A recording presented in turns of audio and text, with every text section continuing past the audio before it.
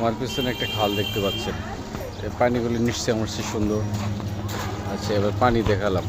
এখানে আমি পাশাপাশি তিনটা ব্রিজে মুখে দাঁড়িয়ে আছি, তিনটা অংশে আপনাদেরকে দেখাবো। আর এই পাশে দেখেন তো, এই পাশটা আমার চেয়ে সুন্দর। এখানে কী কী আছে আমি একটু পরে বলবো, ভিডিওতে দেখতে থাকুন। আরেকটা অংশ দেখতে পাচ্ছেন খালের। আচ্ছা দেখুন তো, এই যে খালে এই জাতীয় জিনিসগুলো পড়ে আছে, যখন ঢাকা শহর বৃষ্টি হয়, এই বৃষ্টির পানি কই যায়, কোথায় যাবে, কীভাবে যাবে? বেশি না, ভালো করে যদি 10টা মিনিট বৃষ্টি হয় ঢাকায়, তাহলে ঢাকা ডুবে যাওয়ার অবস্থা। আমার অভিজ্ঞতা থেকে বলি, আমার বাসা মালিবাগের আশেপাশে বৃষ্টি হলে আমার হাঁটু পানি, কোমর পানির মতো অবস্থা হয়। বাইক বের করলে বাইকের অর্ধেকটা ডুবে থাকে। এখন কেন ডুববে না আপনারা দেখেন, এই খালটা আমার তো দেখতে সুন্দর না? আপনারা দেখেন, অবশ্যই আমার চেয়ে সুন্দর খালটা দেখতে।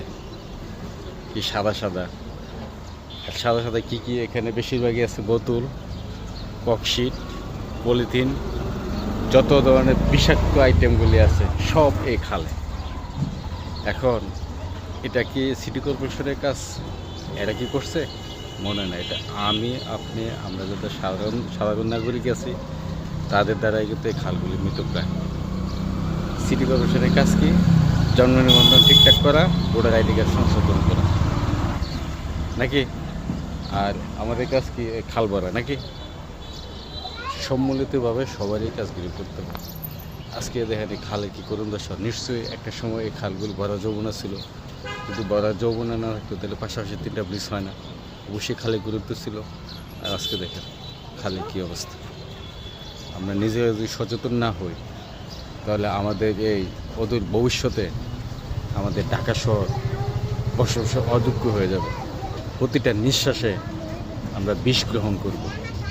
আমাদের সামনে ভবিষ্যৎ অত্যন্ত ভয়াবহ। ঢাকার বায়ু হবে অত্যন্ত ভয়াবহ, কিন্তু আমরা এখনই সতর্ক না। ধন্যবাদ।